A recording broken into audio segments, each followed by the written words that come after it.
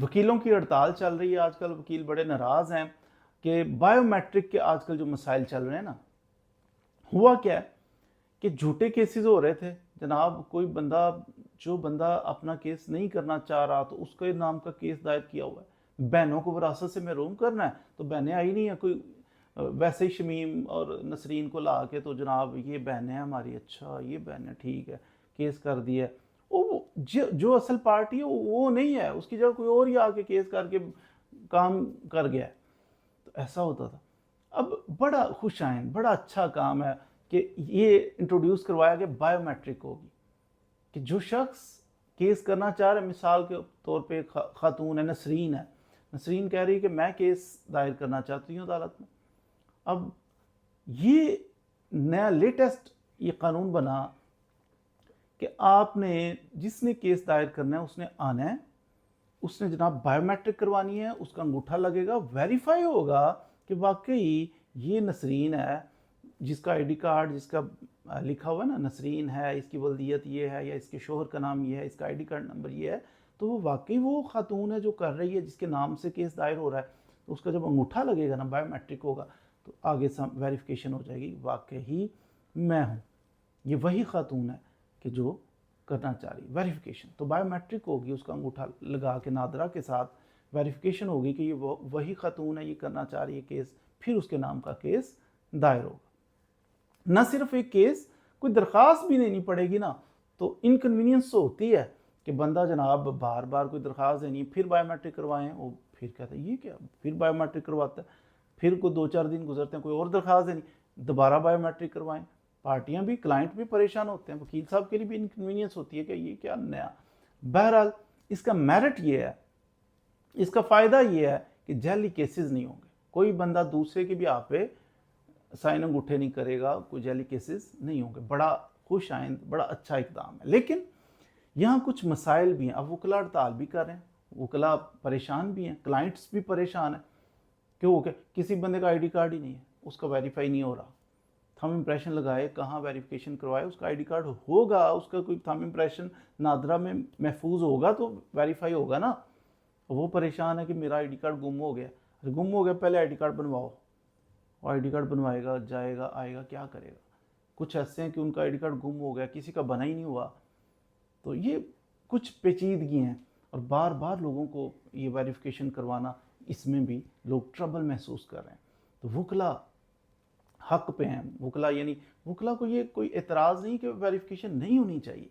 वकला के लिए ये उनकी डिमांड है कि होना ये चाहिए कि लोगों के लिए आसानियां पैदा करनी चाहिए, कि लोग आसानी के साथ ये काम कर सकें।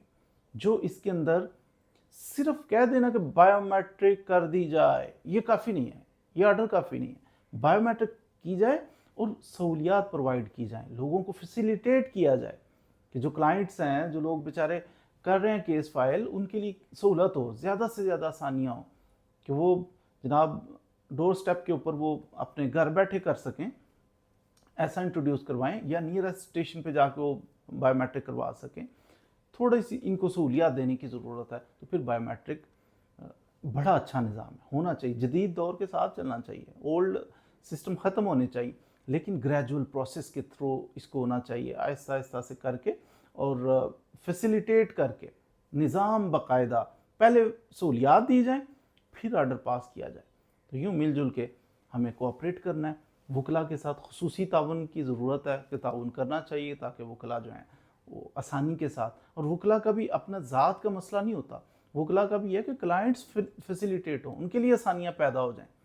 तो ये मिलजुल के हम करेंगे। तो जैसे ये बायोमेट्रिक का निज़ाम इंट्रोड्यूस करवाना इट्सेल्फ एक अच्छा काम है, इसी तरह सहूलियात प्रोवाइड करना, वकला के लिए आसानियाँ पैदा करना, क्लाइंट्स के लिए आसानियाँ पैदा करना, ये भी एक शानदार काम है। उम्मीद है अनकरीब इसका सोल्यूशन निकल आएगा। लेकिन अगर कभी आपको वकील साहब कहते हैं बायोमेट्रिक करवाएं, आपने जाके जनाब नियरेस्ट किसी सहूलत मरकज़ पे जाके, या कहीं नादरा ऑफिस में जाके, आजकल नादरा के ऑफिस में जाना ही ज़रूरी नहीं है, कि ये कुछ लोगों को अथोराइज़ किया होता है नादरा की, ये मोबाइल शॉप्स पे अक्सर उनको अथोराइज़ किया, तो वो जनाब आप अंगूठा लगा के वेरीफाई करवा सकते हैं। आना भी ज़रूरी नहीं कि आप अदालत के अंदर आके ही वेरीफाई करेंगे, ऐसा भी ज़रूरी नहीं। लेकिन अगर आपको वकील साहब रब्ता करते हैं, कहते हैं जनाब केस वेरीफाई करें, आप बायोमेट्रिक करवा देते हैं, कुछ 4 दिन बाद फिर वकील साहब कहें ना, तो पूछें ज़रूर कि वकील साहब अभी अगले दिन तो करवाया, दोबारा क्यों? तो फिर आप बताएं कि इस वजह से कि दरख्वास्त देनी है।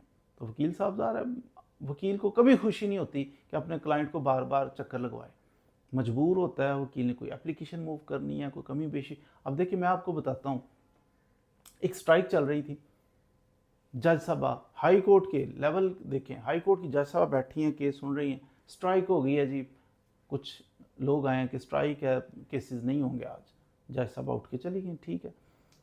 अब जो हमारा ही केस लगा हुआ था, हम उधर बैठे हुए हैं, हमने कहा अच्छा जज साहब भाई जब स्ट्राइक हो गई है, जज साहब उठ के तशरीफ़ ले गई हैं, तो अब हम भी उठ के आ गए। हम उठ के आए तो जज साहब आगे दोबारा बैठ के तो हमारा केस कॉल किया, अच्छा कोई नहीं है, खारिज कर दो इनका case, dismiss for non prosecution, DNP हो गया।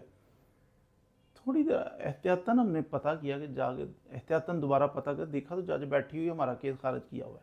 हमने कहा ये क्या है, आप तो उठ के चली गई, तशरीफ़ ले गई थी, या तो उठती ना कहती मैंने सुनने हैं भाई, बात होती, आप उठ के चली गई। अब ये इंप्रेशन है कि चले गए हैं जज साहब तो जनाब अब नहीं सुने जाएंगे, आपने दोबारा आके बैठ के जनाब काम कर दिया, काम तमाम कर दिया। बल्कि अब जिस क्लाइंट का केस चल रहा था उसको हमने दोबारा फिर रब्ता किया कि जनाब बायोमेट्रिक दोबारा, वो कहते हैं ये क्या, अभी तो की है 2 दिन पहले, तो क्या बताएं। तो इसलिए कभी कभी छोटे छोटे मामला हो जाते हैं जिसकी वजह से आपको भी, क्लाइंट्स को भी चाहिए कि इस चीज़ को अंडरस्टैंड करें। वजह पूछ सकते हैं, आपका हक है, पूछना चाहिए कि बायोमेट्रिक क्यों करवा रहे हैं बार बार, लेकिन अगर कोई वजह हो तो फिर उसको भी अंडरस्टैंड करना चाहिए। नया नया ना, अभी हम यूज़ टू नहीं है, ना क्लाइंट ना वकला के बायोमेट्रिक बार बार वो यूज़ टू नहीं है। आहिस्ता आहिस्ता जो लोग चलते रहेंगे, ये मामलात में से गुजरते रहेंगे, तो फिर समझ आ जाएगी कि बायोमेट्रिक कब करवानी है, कितनी बार करवानी है। बहरहाल खुश आइंदा इसमें अवाम का ही भला है अगर बायोमेट्रिक की जाए।